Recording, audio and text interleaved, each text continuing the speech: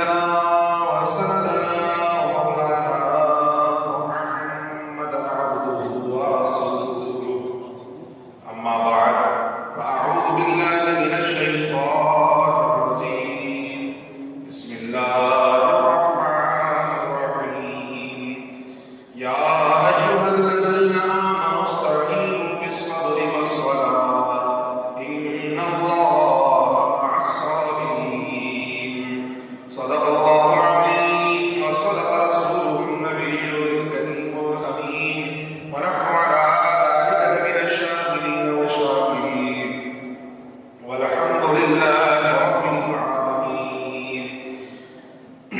لقد قال الله عز وجل في شأن حبيبه إن الله وملائكته يصلون على النبي يا أيها الذين آمنوا صلوا عليه وسلموا تسليما. الصلاة والسلام عليك يا رسول الله وعلى آلك وأصحابك يا حبيب الله. الصلاة والسلام عليك يا رحمة للعالمين وعلى آلك وأصحابك يا خاتم النبيين. مختصر حمد و سلام کے بعد میرے انتہائی واجب الحترام بزرگوں، دوستوں، عزیز ساتھیوں، السلام علیکم ورحمۃ اللہ وبرکاتہ.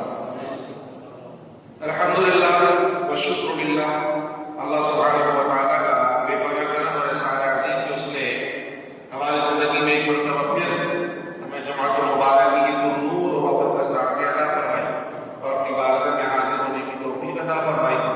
اللہ رب العزت کی بارگاہ میں یہ التجا دعا کرتے ہیں کہ ہم سب کی آجزانہ حاضری کو اپنی بارگاہ میں شرف قبولیت عطا فرمائے اور اس حاضری کو ہم سب کے لیے دنیا و آخرت میں کامیابی، فلاح اور نجات کا ذریعہ بنائے. آمین یا رب العالمین. گزشتہ سے پیوستہ جمعے سورۃ البقرہ کی آیت نمبر 152 پر گفتگو کرنے کا شرف حاصل ہوا، جس کا بنیادی طور پہ مضمون یہ تھا کہ اللہ سبحانہ و تعالیٰ نے فرمایا کہ تم مجھے یاد کرو، میں تمہیں یاد کروں گا، اور میرا شکر ادا کرتے رہو، میری ناشکری نہ کرو. تو ذکر کے حوالے سے بھی ہم نے کافی مفصل گفتگو کی. ذکر کے حوالے سے جو اس کی فضیلت ہے وہ بھی بیان ہوئی، اور جو ہماری غلط فہمی ہے اس کے حوالے سے بھی ہم نے کچھ گفتگو کرنے کا شرف حاصل کیا.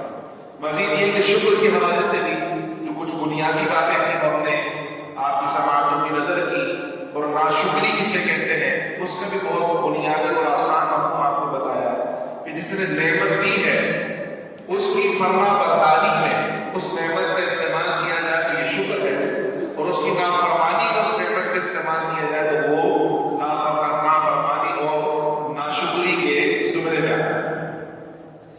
اللہ سبحانہ و تعالیٰ نے جو ہمیں زندگی عطا فرمائی ہے یہ اسٹیٹک نہیں ہے، اس کی خاص حالت نہیں ہے، بلکہ اس میں دنوں کے حساب سے، زمانوں کے حساب سے اور عمر کے حساب سے ہم پر مختلف قسم کی آزمائشیں آتی ہیں، ابتلا آتی ہے، پریشانیاں آتی ہیں.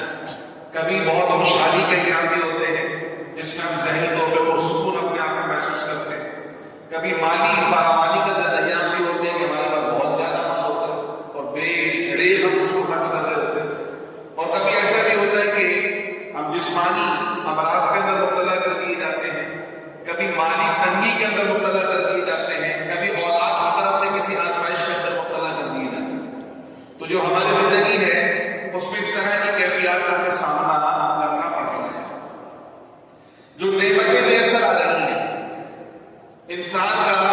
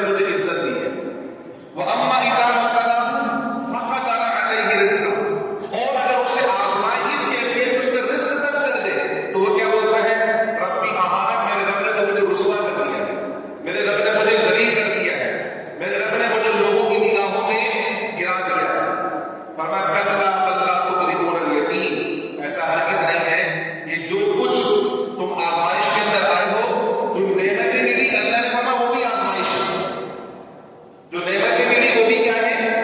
آزمائش ہے، اور جو رزق تنگ کیا گیا وہ بھی کیا ہے؟ دونوں آزمائش ہیں، صرف رزق کی تنگی آزمائش نہیں ہے، بلکہ نعمتوں کی فراوانی بھی کیا ہے؟ جب نعمتیں بہت زیادہ ہوتی تو بندہ فرعون بن جاتا ہے۔ فرعون بھی فرعون اس لیے بنا کہ نعمتیں بہت زیادہ ہو گئی، وہ سمجھا تھا کہ سب کچھ میرے اختیار میں ہے، ساری دولت میرے پاس، سارے اختیار میرے پاس۔ تو آج بھی بہت سارے فرعون ہماری سوسائٹی میں گھومتے ہوئے نظر آتے ہیں، اپنے مال و دولت کی وجہ سے، اپنے منصب کی وجہ سے۔ تو بہت زیادہ دے کر اللہ سبحانہ و تعالیٰ اسے اتنا آزماتا ہے کہ اس کے دل سے اللہ کی محبت ختم ہو جاتی ہے، اس کا تعلق اپنے رب کے ساتھ بالکل ختم ہو جاتا ہے، وہ اپنی تمام تر آسائشوں کو حقیقی سمجھنے لگ جاتا ہے، اور اللہ سبحانہ و تعالیٰ فرماتا ہے کہ یہ تو اس کے لیے ہم نے ایک آزمائش رکھی ہے۔ تو یہ دونوں کیفیات کیا ہے؟ خوشحالی ہے تو بھی آزمائش، اور تنگی ہے تو بھی۔ اس بات کو سمجھیں، یہ دونوں رب کی طرف سے ہے، اور کسی بھی کیفیت میں غافل نہ ہو، خوشحالی ہے تو بھی غافل نہ ہو۔ کہیں ایسا تو نہیں کہ مجھے کتنا مال دے دیا جائے کہ میری توجہ دینے والے کی طرف سے ہٹ جائے اور میری توجہ صرف مال کی طرف ہو جائے۔ اس کو ایک مثال کے ذریعے سمجھاؤں، آپ کی حاجت کو ضرورت ہے ایک پلیٹ بریانی کی، آپ کو ایک پلیٹ بریانی دوں، آپ کی حاجت پوری ہو جائے گی، آپ کھاؤ گے پیو گے، پیٹ بھر جائے گا اور اپنے دوسرے کاموں میں لگ جاؤ گے۔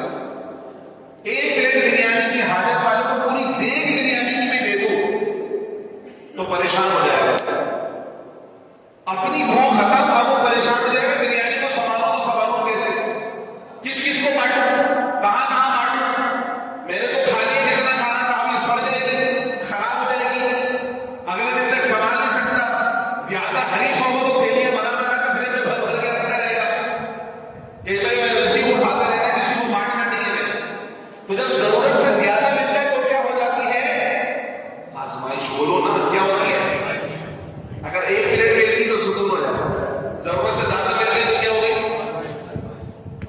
ہم اس کو سمجھتے نہیں ہیں، بولتے ہیں صاحب یہ آ گئی، اب تو بس پورے مہینے یہی چلے گی۔ نہیں، یہ آزمائش ہو گئی تمہارے لیے، رب دے کر آزما رہا ہے تمہارے کو کہ تمہاری ضرورت تو ایک پلیٹ تھی، اب جب تمہیں اتنا زیادہ دے دی تو کیا کرو گے؟ تم حریص تو نہیں بن گئے، اپنی ضرورت کا خیال، دوسرے بھائیوں کی ضرورت کا خیال ہے کہ نہیں ہے؟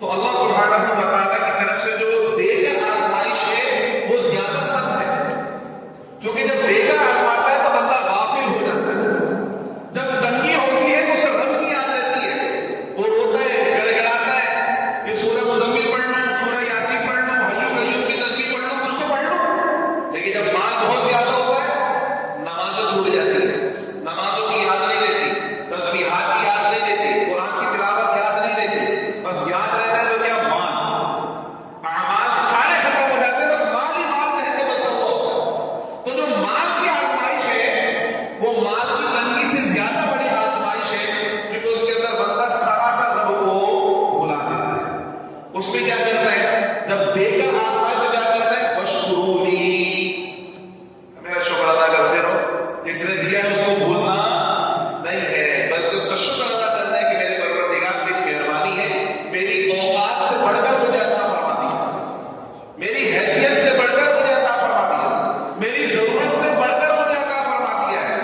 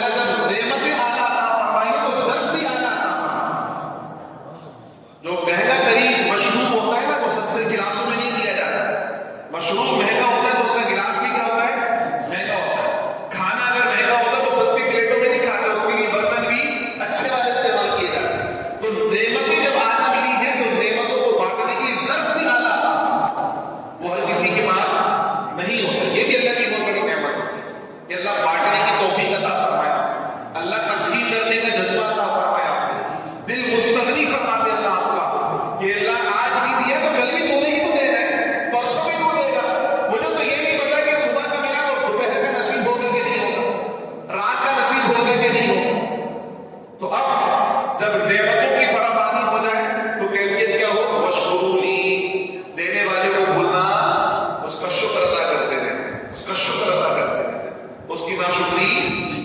اور اگر آزمائش تنگی والی آ جائے تو کیا ہو؟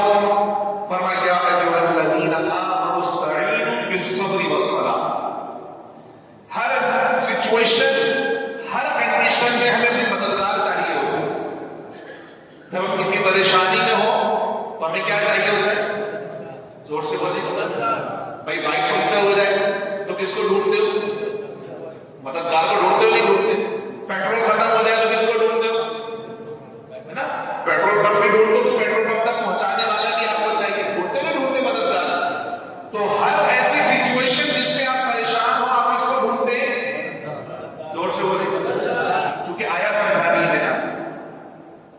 جب پریشانی کی کیفیت ہو تو ہم ڈھونڈتے مددگار۔ اللہ نے بتایا کہ مدد طلب کرنی ہے تو کس سے کرنی ہے؟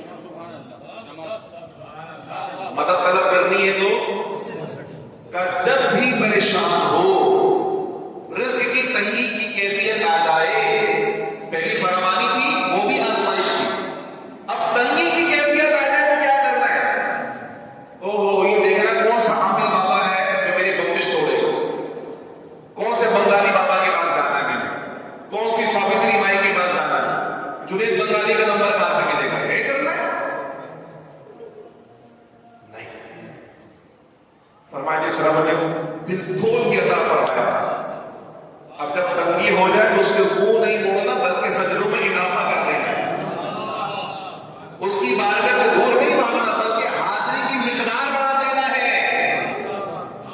دوسرے در تلاش نہیں کرنے بلکہ اسی رب کی دربار میں حاضر ہو کر اپنی پریشانیوں کو جھکانا ہے،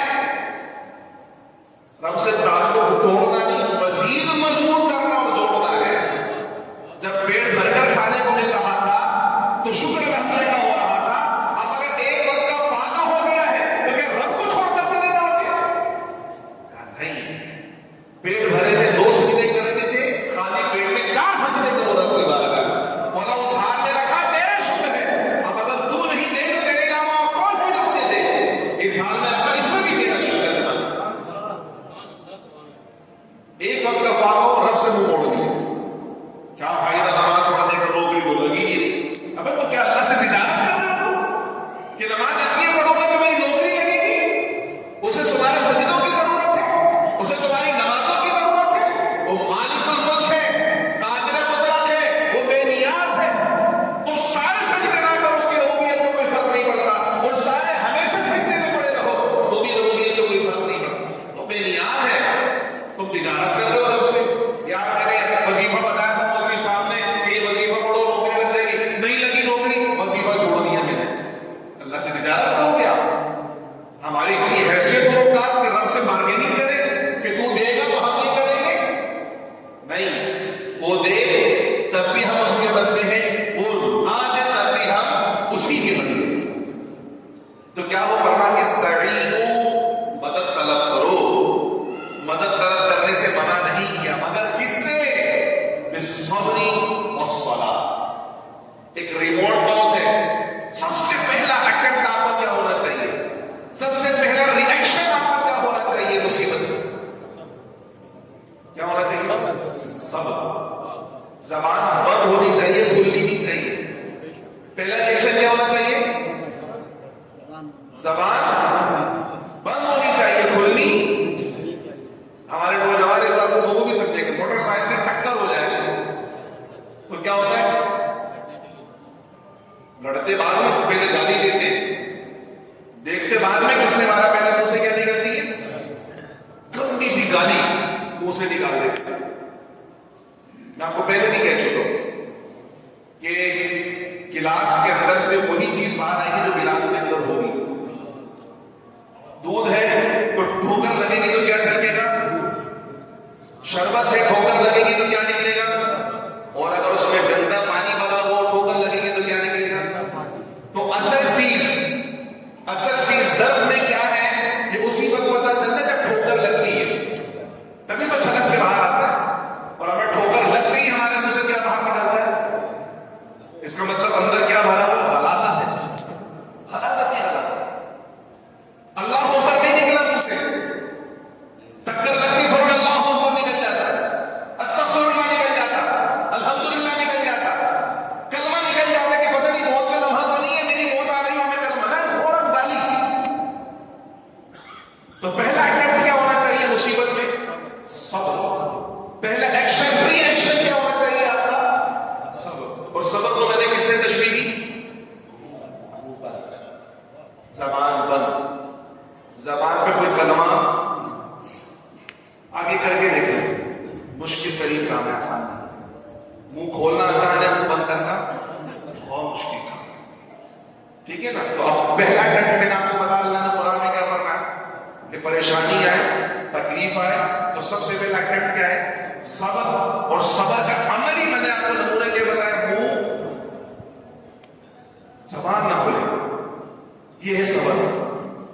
دل کی کیفیت کی بات ہی نہیں کر رہا ہوں ابھی میں عمل کی بات کر رہا ہوں۔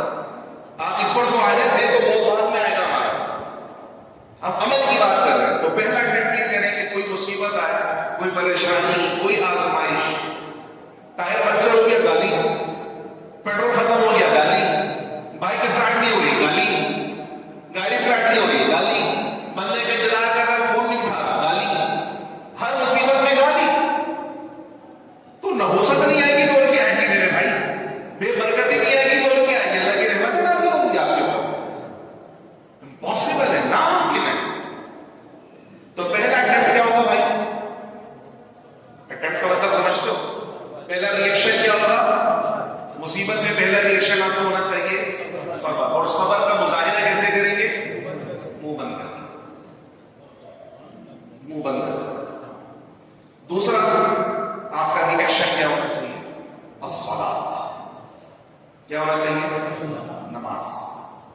مصیبت آئے تو فوراً کیا کرو؟ نماز کی طرف رجوع۔ مصیبت کا مطلب رب سے دور کرنا نہیں ہے، مصیبت کا مطلب رب کے قریب کرنا۔ میں نے کہا نا، مال کی آزمائش مصیبت کی آزمائش سے بڑی ہے، کیونکہ جتنا مال آتا ہے اتنا رب سے دور ہوتا چلے جاتا ہے بندہ۔ لیکن جب مصیبت آتی ہے تو اس کے دل میں کہیں نہ کہیں خیال آتا ہے، یار اللہ سے مت لو، اللہ کی بارگاہ میں آ جاؤ، توبہ کر لو، وضو کر لو، شاید نفل پڑھ لو، یا امام صاحب سے مل لو، مولوی صاحب سے مل لو، ان سے بول دو دعا کرنے کا، کہیں نہ کہیں رجوع ہوتا ہے۔ تو پہلا اٹیمپٹ ہے آپ منہ بند کر دیں، لوگوں کے سامنے کسی تکلیف کا اظہار نہ کریں، زبان پہ کوئی بری بات نہ لے کر آئے، اللہ سے بھی شکایت نہ کریں۔ وہ کہ وہ دل کے حال جانتا ہے کہ آپ کے دل پہ کیا گزری، لیکن آپ منہ بند کریں، عمل بتا رہا ہوں۔ دوسرا کیا کرنا ہے؟ رب کی بارگاہ میں آنا، چونکہ وہ واحد ذات ہے جو ہر مصیبت کو دور کر سکتی ہے۔ ہم میں سے ہر شخص، یعنی جو جو مخلوق ہے اس کی لمیٹیشن ہے، جو جو مخلوق ہے اس کی حد ہے، اس کی وہ اپنی حد سے آگے نہیں بڑھ سکتا، اپنے اختیارات سے آگے نہیں بڑھ سکتا۔ اگر اللہ کسی آزمائش میں ڈالنا چاہے تو اللہ کو کوئی محبوب اس آزمائش کو دور نہیں کر سکتا، اور اللہ اگر کسی خوشحالی میں آپ کو رکھنا چاہے تو بالکل خوشحالی کو دور نہیں کر سکتے۔ تو کس کے ساتھ تعلق مضبوط ہونا چاہیے؟ کہ اللہ کے ساتھ تعلق مضبوط کرو، اور اللہ کے ساتھ اگر تعلق مضبوط کرنا ہے تو ذکر کرو، اور ذکر میں نے آپ کو بتایا کہ زبان سے بھی ہوتا ہے، ذکر دل سے بھی ہوتا ہے، ذکر جسم سے بھی ہوتا ہے، اور ان تمام تر اذکار کی، یعنی ذکر باللسان، ذکر بالقلب، ذکر بالجوارح کی اگر بہترین کوئی عملی شکل ہے تو وہ نماز ہے، جس میں زبان بھی ذکر کرتی ہے، دل بھی ذکر کرتا ہے، پورا جسم اللہ کا ذکر کرتا ہے۔ تو کہ نماز کی طرف آ جاؤ، مصیبت آئے تو نماز کی طرف آ جاؤ، پریشانی آئے تو نماز کی طرف آ جاؤ۔ رسول اللہ صلی اللہ علیہ وسلم کا عمل کیا ہے؟ سرکار کو اللہ نے اختیارات عطا فرمائے نا، الحمدللہ ہمارا تو ایمان ہے، سرکار آسمان پہ چاند کو اشارہ کرے چاند تو ٹکڑے ہو جائے، اختیار نہیں تو اور کیا ہے؟ ڈوبے ہوئے سورج کو اشارہ کرے واپس پلٹ کر آ جائے، اختیار نہیں تو اور کیا ہے؟ درخت کو اشارہ کرے چل کر سلام کرنے کے لیے آ جائے، اختیار نہیں تو اور کیا ہے؟ اتنی ساری اتھارٹی اور اختیارات سرکار کو عطا فرمائے اللہ نے،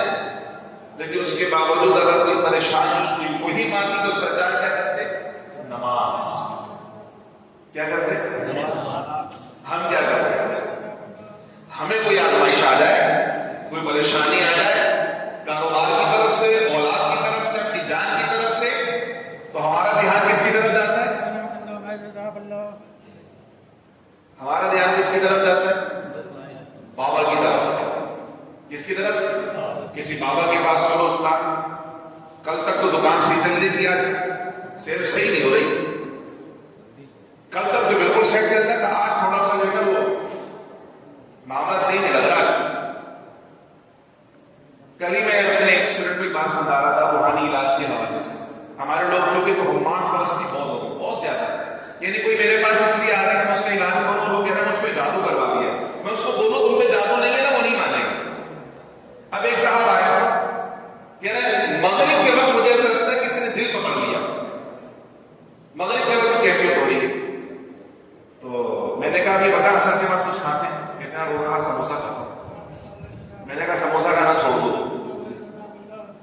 اثر کے بعد 2 سموسے کھاتے ہو، سموسہ کھانا، کہہ رہے کیوں؟ اس کا دل کے کیا تعلق اور کنیکشن ہے؟ مجھے ایسا لگ رہا ہے کوئی مطلب کوئی عمل کروا دیا مجھ پہ کسی نے، کوئی جنات کا معاملہ ہے۔ میں نے کہا بھائی سب سے بڑا جن ہے گیس، یہ تمہاری گیس کا معاملہ ہے، تم 2 سموسے کھاتے ہو، گیس پیدا ہو جاتی ہے، وہ تمہارے دل کو پھر پکڑ لیتی ہے، تمہیں ایسا لگتا ہے کہ کسی نے کچھ کروا دیا۔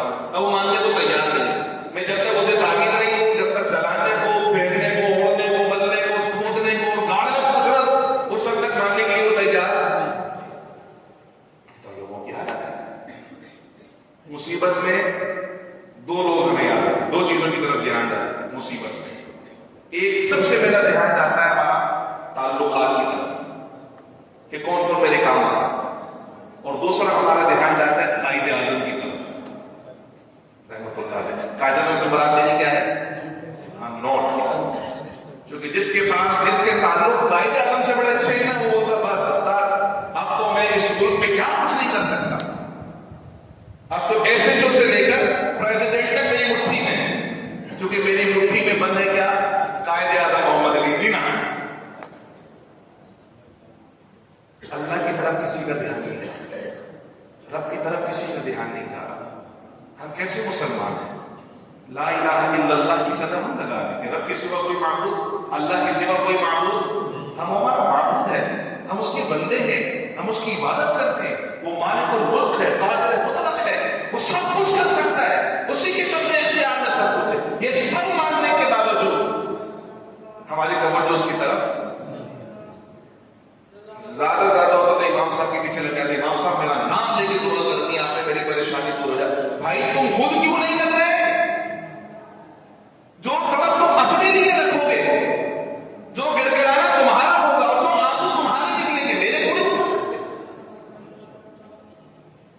وہ کہتے تھے where no where the shoes pinches, قبر کہاں مردہ بہتر جانتا ہے۔ آپ کو پتہ ہے کہ آپ کس تکلیف کے اندر ہیں، مجھے نہیں پتا، میں آپ کی تکلیف محسوس ہی نہیں کر سکتا، ہمدردی ضرور کر سکتا ہوں آپ کے ساتھ، لیکن آپ اپنی تکلیف رب کی بارگاہ میں کیوں نہیں پیش کر رہے؟ مولوی صاحب کے پیچھے لگے، میرا نام لکھ کر دیا، دعا نہیں کی آپ نے میرا نام لے کر، تو بھائی تم خود کیوں نہیں کر رہے میرے لیے دعا کہ تمہارے تعلقات اچھے نہیں اللہ تعالیٰ کے ساتھ؟ جب مولوی صاحب کی سنے گا اللہ تعالیٰ تمہاری نہیں سنے گا؟ کیا اس نے نہیں کہا؟ اللہ نے واضح طور پہ قرآن میں حکم نہیں فرمایا کہ میرے حبیب صلی اللہ علیہ وسلم جب یہ آپ سے پوچھے اذا سألک عبادی عنی فإنی قریب، میرے بندے جب آپ سے پوچھے میرے بارے میں، کس سے پوچھے؟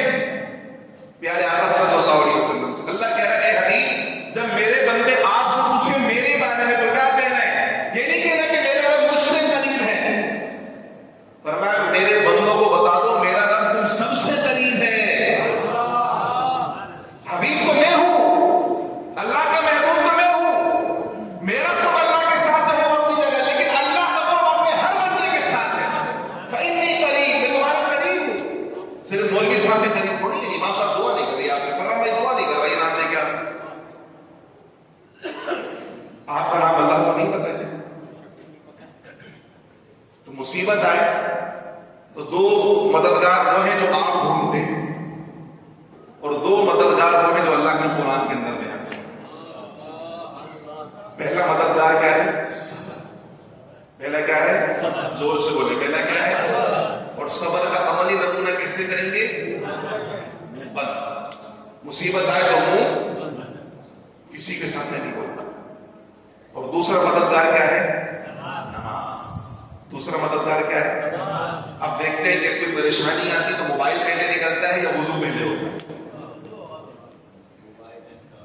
مصیبت آتی ہے تو पर्स पहले निकलता है या मस्जिद की तरफ कदम पहले बढ़ता है, हमें देखना होगा। कुरान ने तो हमें बता दिया, अब अमल करना किसके ऊपर है? अल्लाह की बारगाह में तौफीक मांगे अमल की।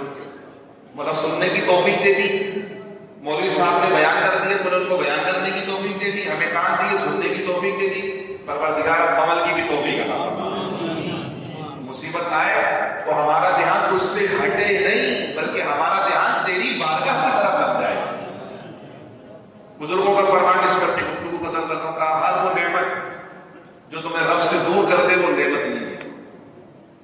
हर वो नेमत जो तुम्हें रब से दूर कर दे वो नेमत वो आजमाइश और इम्तिहान है। और हर वो मुसीबत जो तुम्हें रब से करीब कर दे वो तुम्हारे लिए सबसे बड़ी नेमत है। और हकीकत ये कि हम रब के करीब उस वक्त होते हैं जब हम तंग और परेशान होते। इसलिए मैं फिर आखिरी की बात आपको बताऊंगा कि माल की आजमाइश एक बड़ी आजमाइश है, फकीरी की आजमाइश है।